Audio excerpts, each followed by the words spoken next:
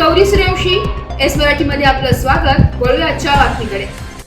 इयत्ता 2री ते 5वीच्या विद्यार्थ्यांनी पायाभूत साक्षरता व संख्याज्ञान कौशल्य 100% प्राप्त करण्यासाठी शिक्षकांनी प्रयत्न करावेत असे आवाहन सिन्नर पंचायत समितीचे शिक्षण विस्तार अधिकारी डॉक्टर विजय बागुल यांनी केले. ते सोनांबे जनता विद्यालयात आयोजित करण्यात आलेल्या निपुण महाराष्ट्र अभियान अंतर्गत शिक्षकांसाठी आयोजित कार्यशाळेत बोलत होते.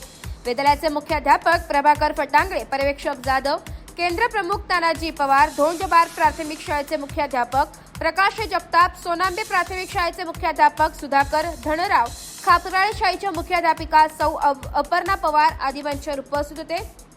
निपुण महाराष्ट्र अभियान अंतर्गत इयत्ता 2री ते 5वीच्या विद्यार्थ्यांनी भाषा व गणित विषयातील पायाभूत साक्षरता व संख्याज्ञान कौशल्य प्राप्त करावी. त्यासाठी भाषा व गणित विषयातील अध्ययन क्षमता निश्चित करण्यात आलेल्या आहेत. 5 मार्च व 30 जून या कालावधीत हे अभियान राबवायचे असून सदर कार्यक्रमातील विद्यार्थ्यांचे ग्रामसभेत चावडी वाचन केले जाणार असल्याचंही ते म्हणाले. विद्यालयाचे मुख्याध्यापक प्रभाकर फटांगळे यांनी प्रास्ताविक केले. ज्येष्ठ शिक्षक शांताराम चांदोरे यांनी आभार मानले. सांस्कृतिक प्रमुख दीपक भालेराव यांनी कार्यक्रमाचे सूत्रसंचालन केले. सुलभक संजय नन्नवरे यांनी प्रशिक्षण व मार्गदर्शन केले. यावेळी सोनांबे केंद्रातील प्राथमिक शिक्षक व शिक्षिका मोठ्या संख्येने उपस्थित होत्या.